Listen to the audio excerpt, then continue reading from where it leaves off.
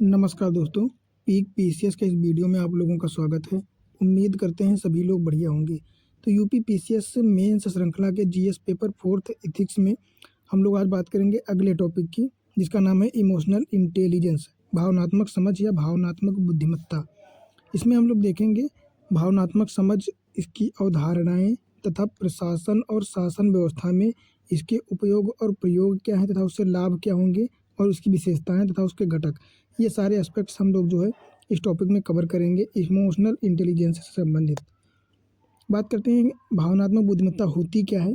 परिभाषा की बात करें तो परिभाषा है कि स्वयं की भावनाओं को पहचानते हुए, मतलब अपनी भावनाओं को पहचानते हुए तथा दूसरों की भावनाओं को समझने, फिर इस ज्ञान का उपयोग कौशल व समझदार तरीके से निर्णय व कार्य की दिशा में करने को भावनात्मक समझ कहते हैं। मतलब कहने का तात्पर्य ये है कि अपनी भावनाओं को पहचानना और सामने वाले के मन में क्या है या उसकी फीलिंग्स को समझना, फिर इन प्रकार की जो है जानकारियों का उपयोग करते हुए कौशल व समझदार तरीके से क्या करना है, अपने दिशा को तय करना है और नया निर्णय करना है ना, उनके उपयोग और उनके आधार पर। अगर बात करें कि इसके मुख्य घटक कौन कौन से होते हैं, तो डेनियल गोलमैन, ये यूपीएससी में क्वेश्चन भी पूछा गया था कि डेनियल गोलमैन के जो है इनके आधार पर कितने प्रकार के घटक होते हैं। तो ये 5 घटक बताए गए हैं। कौन कौन से हैं? एक तो स्वजागरूकता, स्वप्रबंधन, स्वप्रेरणा, सामाजिक जागरूकता और संबंधों का प्रबंधन। ये 5 घटक जो हैं ये डेनियल गोलमैन के अनुसार सबसे महत्वपूर्ण घटक हैं। अब बात करेंगे हम लोग भावनात्मक समझ के उदाहरण क्या हैं। अगर इस व्यक्तिगत बात करें, व्यक्तिगत भावनात्मक समझ, तो इसमें लगातार, जैसे उदाहरण हो सकता है कि लगातार असफलताओं से ऊपर उठकर आगे बढ़ने का जज्बा, है ना। मान लो आप 1 अटेम्प्ट हो गया, 2 अटेम्प्ट हो गया, आपका सिलेक्शन नहीं हो रहा है, तो क्या होता है, कुछ लोग हार जाते हैं या मन वो हो जाता है कि नहीं यार अब नहीं हो पाएगा मुझसे, ये छोड़ देते हैं, कुछ और करते हैं। पर जो भावनात्मक समझ आपकी अपने अंदर हो जाती है, अपने ऊपर विश्वास बढ़ जाता है ना, कॉन्फिडेंस बढ़ जाता है, तो असफलताओं को छोड़ के आप आगे का देखते हैं कि अभी अगला अटेम्प्ट है, इसमें कैसे क्या करें कि सफल हो जाए, है ना। ये हो सकता है। अगला बात करें प्रशासनिक क्षेत्र में उदाहरण, तो वर्तमान की बात करें तो वर्तमान में अजीत डोभाल सर जो हैं, इन्होंने विकट परिस्थितियों में भी जो है भावनाओं का प्रबंधन करते हुए राष्ट्र का नेतृत्व किया है, बहुत बड़ी भूमिका निभाई है ना, और निभा भी रहे हैं। आगे बात करें सामाजिक, तो सामाजिक क्षेत्र में आप लोग जानते ही हैं महात्मा गांधी जी को, है ना। जनमानस का नेतृत्व, भारतीय राष्ट्रीय आंदोलन को सफल बनाया किसने? महात्मा गांधी ने। और इनके साथ अन्य भी लोग, बहुत सारे लोग थे, है ना। तो ये भावनात्मक समझ के फायदे हो सकते हैं। भावनात्मक समझ का इस प्रकार जो है प्रयोग किया जा सकता है। अगला हम लोग बात करेंगे वर्तमान में सिविल सेवा में इमोशनल इंटेलिजेंस या भावनात्मक बुद्धिमत्ता का क्या प्रासंगिकता है इसकी। तो इसकी बात करें तो इसमें एक तो कार्यों का जो है प्रभावी एवं दक्ष प्रबंधन किया जा सकता है ना। आप अपने बारे में और सामने वाले के बारे में जानकारियाँ इकट्ठा करके क्या कर सकते हो, आपके जो कार्य हैं, आपके जो सेवा प्रदान करने की क्षमता है, उसको बढ़ाया जा सकता है ना। प्रबंधन को दक्ष किया जा सकता है, बेहतर किया जा सकता है, सेवाएं लोगों तक अच्छे से पहुंचाई जा सकती हैं। जैसे लिखा है तीव्र लक्ष्य प्राप्ति, है ना। आप लक्ष्य को बहुत जल्दी तीव्र गति से प्राप्त कर सकते हो, उसके लिए अच्छे प्रयास एफर्ट लगा सकते हो, है ना। सरकारी योजनाओं का सफल क्रियान्वयन, है ना। इसके माध्यम से आप सरकारी जो योजनाएं हैं उनका क्रियान्वयन सही तरीके से और बेहतर और लक्ष्य के अनुसार किया जा सकता है।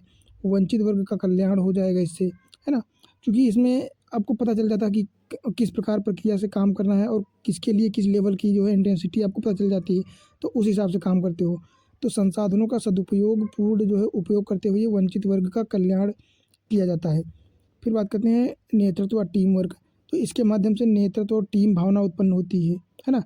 आपस में सहयोग के साथ कार्य करते हैं तो जल्दी कार्य हो जाता है और बेहतर तरीके से होता है। और बात करें मानसिक तनाव का प्रबंधन होता है ना। जो स्ट्रेस आता है फालतू का इधर उधर का, तो उसको आप मैनेज कर पाते हो, है ना, और उससे ऊपर उठ के अच्छे से काम कर सकते हो। फिर क्या होता है, सूचना व समय का बेहतर प्रबंधन हो जाता है। इससे क्या होता है, सूचना व समय का बेहतर प्रबंधन हो जाता है। टाइम पर सेवा प्रदान कर सकते हो, सामने वाला सेटिस्फाई हो जाएगा आपकी सेवा प्रदाता से, है ना। इस प्रकार से जागरूकता लोगों को हो जाती है हर चीज़ की। आशावादी दृष्टिकोण रहता है आपके अंदर, एक होपफुली रहता है कि हाँ ये आप कर सकते हो, या आप ऐसे ये करोगे तो ये हो जाएगा। तो ये सारी जो है प्रासंगिकताएं हैं सिविल सेवा में इमोशनल इंटेलिजेंस की। फिर बात करें भावनात्मक समझ जो है, इसके और क्या फ़ायदे हो सकते हैं। तो इससे आपके संवाद या कम्युनिकेशन स्किल बेटर हो जाएंगी, बात करने का तरीका बेहतर हो जाएगा। समाज में जितने ज़्यादा लोगों से मिलोगे, है ना, उनसे बात करोगे, रवैया देखोगा उनका, सकारात्मक, नकारात्मक, फिर आपको पता चल जाता है, आपके अंदर भावनात्मक समझ आ जाती है कि किस प्रकार के माहौल में, किस प्रकार के सामाजिक जो है क्षेत्र में कैसे रहना है, कैसे बिहेव करना है, कैसे बात करना है, ये सारी चीज़ें हो जाती हैं। तो संवाद करने की कैपेसिटी आपकी बेहतर हो जाती है ना? संतुलित जीवन शैली हो जाती है। आप अपने लाइफ को जो है प्रोफेशनली और पर्सनली अलग-अलग जो है रख सकते हो बेहतर तरीके से, है ना? उसको अच्छी तरह से मैनेज कर सकते हो और भावनाओं का प्रबंधन कर सकते हो आप अपनी, है ना? कि कहाँ पे किस प्रकार जो है एक्सप्रेशन देना है, क्या करना है, ये सारी चीज़ें। टीम नेतृत्व भावना, क्योंकि भावनात्मक समझ से आप अपनी और सामने अपने टीम की आवश्यकताएँ समझ सकते हो, उनसे बात करने का बेहतर तरीका हो जाएगा आपके पास। तो एक टीम भावना आती है, सहयोग से जो है काम भी आसानी से सारी चीज़ें हो जाती हैं और गुस्सा व संघर्ष को जो है टालने की प्रक्रिया बढ़ जाती है, जिससे क्या होता है कि जो संबंध या रिश्तेदारी या रिलेशन से जो बिगड़ने वाले थे, वो नहीं बिगड़ते हैं, बने रहते हैं, है ना? क्योंकि आपको पता है कि किस समय क्या बात बोलनी है और कहाँ पे आपको बोलना है, कहाँ पे नहीं बोलना है, कहाँ पे किस प्रकार की एक्टिविटीज़ करनी है। तो ये सारी चीज़ें आप लोगों को पहले से पता होंगी। क्योंकि भावनात्मक समझ का आपको एक्सपीरियंस अच्छा खासा हो जाएगा, है ना? और आपको अंतरात्मा की आवाज़ के आधार पर जो है कार्य करने की जो है इसमें भी आसानी मिलती है या जो है सारा सरलता आ जाती है। स्वयं के प्रति जागरूकता हो जाती है कि आपके जो रियलिटी है क्या है, आपकी एक्टिविटीज़ कैसी हैं, आपको किन चीज़ों में ज़्यादा इंटरेस्ट है, किन चीज़ों में इंटरेस्ट नहीं है, तो आप उस हिसाब से रहोगे, व्यवहार करोगे, है ना? और रिश्तों में जो है विश्वास का और प्रबंधन जो है बढ़ जाएगा। फिर आपको वो पर्सनल रिलेशनशिप हो या फिर प्रोफेशनली, दोनों जगह पे इसका बहुत ही महत्वपूर्ण योगदान रहता है, बहुत ही अच्छी भूमिका रहती है। अगला देख लेते हैं हम लोग, भावनात्मक समझ का विकास हम लोग कैसे कर सकते हैं।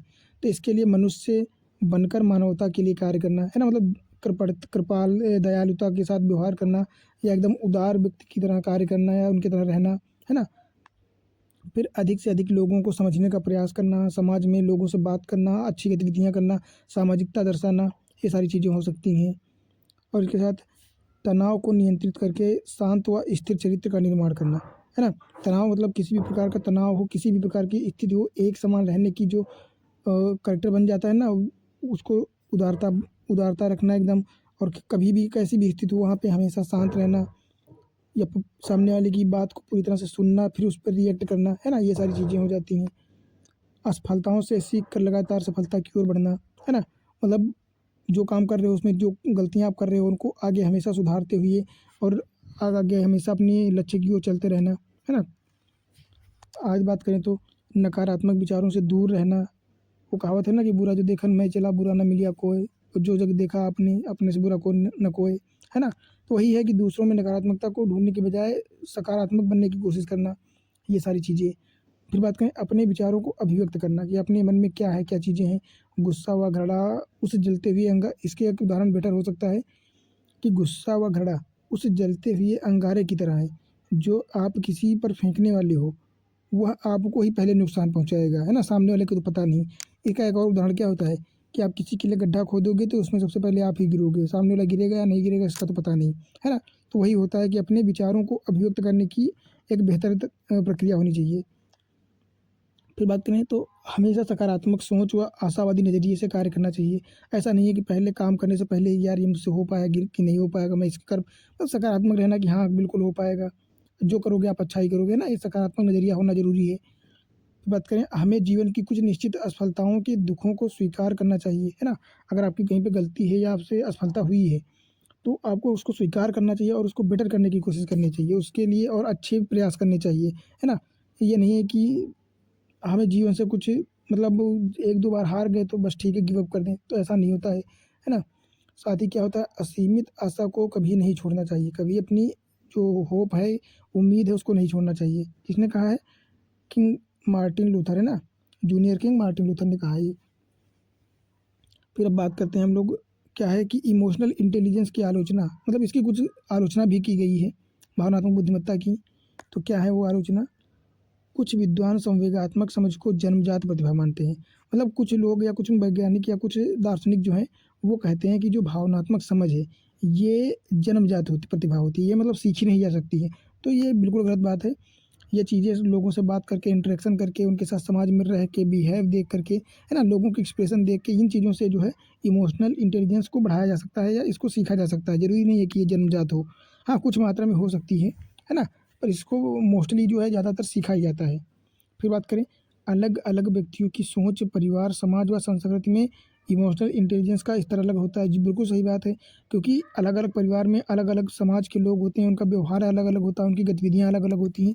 तो उस हर क्षेत्र में अलग अलग प्रकार की इमोशनल इंटेलिजेंस होती है और उनका स्तर भी अलग अलग होता है ना। ज़रूरी नहीं है कि जो बातें हमारे घर में बताई बातें हो रही हैं, जो हमारे समाज में चल रही हैं, वो सभी समाज में हो, है ना। जैसे भारत की बात अलग है, अमेरिका की बात अलग है, रसिया की बात अलग है, तो सभी जगह पे इनकी जो है चीज़ें अलग अलग रहती हैं। इनकी इंटेंशन भी जो इंटेंसिटी भी होती है तीव्र अलग अलग मतलब होती है लेवल की, है ना। फिर बात करें साक्षरता व निरक्षरता के अनुसार संवेगात्मक समझ का स्तर भी अलग होता है। तो बिल्कुल सही बात है, क्योंकि आप खुद देख लो, जहाँ पे साक्षर व्यक्ति होते हैं वहाँ के बच्चे और जहाँ पे निरक्षर व्यक्ति होते हैं वहाँ के बच्चे। हालांकि ये नहीं है कि जहाँ पे जो निरक्षर बच्चे होते हैं वहाँ पे बिल्कुल बेकार होते हैं या उनको कुछ आता नहीं है, ऐसा नहीं होता है। वो भी संस्कारित होते हैं, एकदम अच्छे होते हैं। पर उनकी पढ़ाई और उनके जो मेच्योरिटी लेवल में होता है थोड़ा सा अंतर तो हो ही जाता है ना। तो ये सारी चीज़ें जो है मैटर करती हैं। अगला हो जाएगा, इमोशनल इंटेलिजेंस के मापन का कोई भी तरीका वस्तुनिष्ठ नहीं है ना। अतः इसके आधार पर किसी व्यक्ति का मूल्यांकन करना या उसके भविष्य का पूर्वानुमान लगाना निरर्थक है। इनके कहने का मतलब है कि इमोशनल इंटेलिजेंस के लिए जो तरीका वर्तमान में चल रहे हैं तरीके या जो विधियाँ चल रही हैं वो एकदम वस्तुनिष्ठ नहीं है, या उनके आधार पर किसी के भी कैरेक्टर को हम पूर्वानुमानित नहीं कर सकते कि ये ऐसा होगा, ये ऐसा कार्य करेगा। तो ये भी एक गलती हो सकती है ना। अगला क्या हो जाएगा कि वस्तुतः जिसे ईआई कहा जाता है ना, मतलब इमोशनल इंटेलिजेंस कहा जाता है, वह एक कौशल है, ना कि बुद्धिमत्ता। कौशल मतलब एक सीखने की चीज़ है ना। कौशल है, ना कि बुद्धिमत्ता। सामाजिक जो है स्मार्टनेस का यह कौशल व्यक्ति के सामाजिक परिवेश से जो है विकसित हो सकता है। शायद जाहिर सी बात है, जहाँ जिस इन्वायरमेंट में जिस संगत में लोग रहेंगे उस प्रकार का व्यवहार उस पर परिवेश का असर पड़ेगा, है ना। तो इसको क्या कहते हैं, इसको ही इमोशनल इंटेलिजेंस की श्रेणी में जो है रखा गया है ना। तो जो ये बात कही गई है ना, ये इसकी श्रेणी में रखना बिल्कुल गलत है। ये चीज़ें सामाजिक परिवेश से सीखने को मिलती हैं और अलग अलग लोगों अलग अलग समाज में अलग अलग इंटेंसिटी इनकी होती है। तो ये इस प्रकार इनकी क्या हो जाती है, ये भावनात्मक बुद्धिमत्ता की इस प्रकार जो है आलोचना भी की गई है। तो इस प्रकार जो है हम लोगों ने देखा कि ये टॉपिक बहुत ही छोटा था, एकदम छोटा। हालांकि यहाँ से क्वेश्चन आते हैं, है ना। हर साल तो नहीं, पर हाँ हर दूसरे साल तो ज़रूर आ जाते हैं क्वेश्चन यहाँ से। यूपीएससी में तो हर साल आता है एक छोटा सा क्वेश्चन, और यूपीपीसीएस में भी आते हैं अच्छे खासे क्वेश्चन। तो अगले टॉपिक होगा अपना ये लोक प्रशासनों में, है ना। लोक प्रशासन में लोक या सिविल सेवा का मूल्य तथा नीति शास्त्र, स्थिति और समस्याएं, ये अपना छठा टॉपिक होगा। इसमें हम लोग देखेंगे कल, ये थोड़ा सा टॉपिक बड़ा होगा तो इसमें शायद 2 से 3 लेक्चर लेने पड़ेंगे या हो जाएंगे। बाकी सारी चीज़ें डिस्कस हो जाएंगी। बाकी ये इमोशनल इंटेलिजेंस वाला टॉपिक जो है कंप्लीट हो गया है। इसमें जो देखना था हम लोगों ने देख लिया। उम्मीद करते हैं आप लोगों को ये वीडियो अच्छी भी लगी होगी और जो कुछ सीखने को मिला हो तो अच्छी बात है। बाकी आप फीडबैक दे सकते हैं, कमेंट कर सकते हैं कि क्या सुधार किया जा सकता है।